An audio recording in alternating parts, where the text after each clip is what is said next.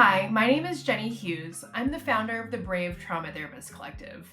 As trauma therapists, we know that healing's complex, but what if I told you that some of the very frameworks that we've been trained in may actually reinforce harm, especially for clients from marginalized communities? Today, we're talking about what it means to move beyond these traditional models towards liberatory practices and decolonizing trauma therapy, and why this is absolutely essential for fostering real, transformative healing with your clients. Let's start by calling a thing a thing.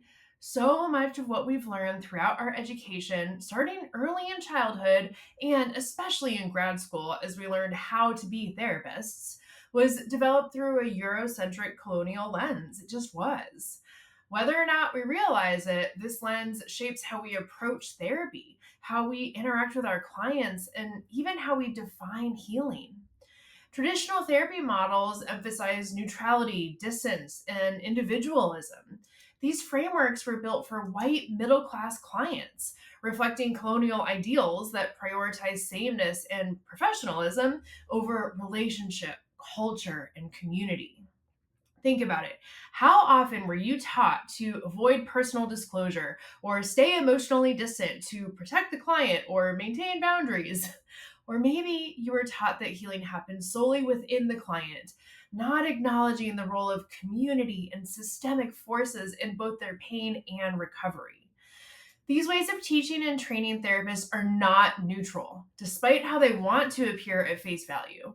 They reflect colonial values, and they can thus create barriers for clients from marginalized communities, which then leaves them feeling deeply unseen, further isolated, and maybe even harmed.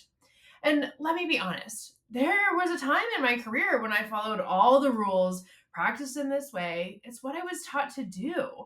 I wanted to be a good student and follow my teachers and mentors. We all do. And yet something felt off.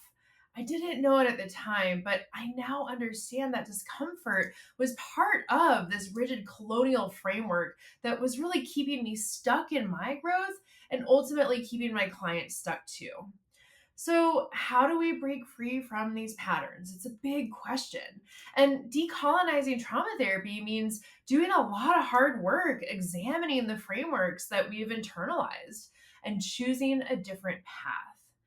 This doesn't require us to vilify or demonize the teachers and mentors that we look up to, but it does ask us to be brutally honest about why we practice in certain ways today and whether it is truly beneficial for our clients, or maybe it's just a vestige of rigid frameworks that are designed to keep white people comfortable.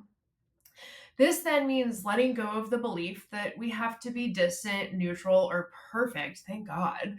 And it does mean then showing up as a human being, fully present, and believing in the lived experiences of our clients, especially when those experiences are shaped by systematic oppression and cultural identity. This is where being human is not just encouraged, it is essential. When we allow our humanity into the room, we step away from colonial ideas of professionalism and into a space where real, authentic healing can happen.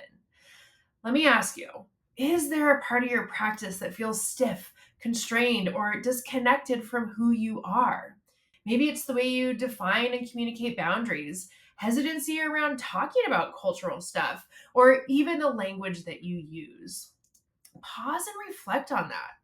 What would happen if you let more of yourself into that space? Recognizing colonial frameworks is just the beginning of this, okay? The real work happens when we start to shift, one small step at a time. This process is not linear and it is not something that we do alone.